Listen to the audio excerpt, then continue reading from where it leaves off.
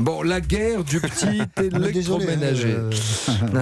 Les low cost copient les grands. Et ce matin, la victime s'appelle Thermomix. Voilà, moi je vais parler cuisine ce matin. Je ne sais pas, Nico, si vous êtes un fan de cuisine, mais en matière de robot cuiseur, il y a une Rolls qui s'appelle le Thermomix, qui a été vendu en France à 2,5 millions d'exemplaires. Vous savez que même les grands chefs utilisent ce Thermomix parfois pour vous concocter des bons petits plats.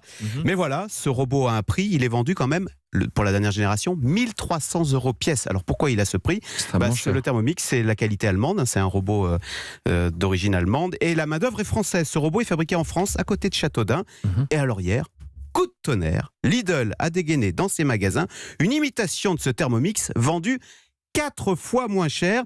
Alors tout est fait pour copier le Thermomix, même apparence, même bouton, même recette intégrée, tout est pareil, sauf le prix. 359 €. Autant dire que les magasins Lidl ont été dévalisés. Hier, sur Internet, on voit des vidéos ahurissantes qu'on vous a mis écouter quelques extraits.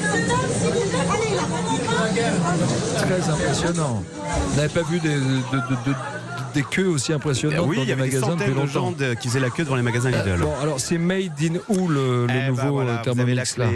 C'est 4 fois moins cher, mais ça vient d'où ? Il est made in Châteaudun, alors que la copie, elle est made in China. D'accord. Mais l'UFC Que Choisir a comparé les deux appareils et la copie est bonne. Alors forcément, l'original est un peu mieux, mais enfin, l'UFC Que Choisir conclut son enquête en disant au sujet de ce robot Lidl, l'essentiel y est et le prix est imbattable. Qu'est-ce que ça veut dire, Axel de Tarlet, que les salariés de l'usine française qui fabrique le Thermomix ont du souci à se faire ? Eh bien écoutez, il n'y a pas de secret. Ça veut dire que si on veut continuer à fabriquer en France, il faut innover en permanence. Ou baisser les prix. Et là, oui, mais ça, on ne peut pas baisser les prix. On a des prix et des charges. En France, on ne peut pas.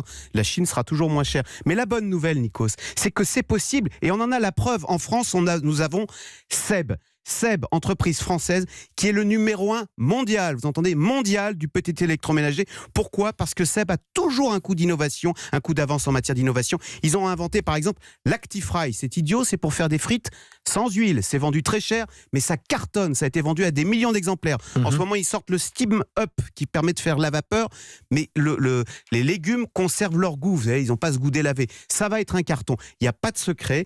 Pour produire en France, il faut être meilleur que les autres pour justifier des prix plus élevés et des salaires plus élevés. Et il n'y a pas de secret, le Zoom Echo sans Axel de Tarlet, ça n'aurait pas la même saveur. Merci beaucoup, cher ami.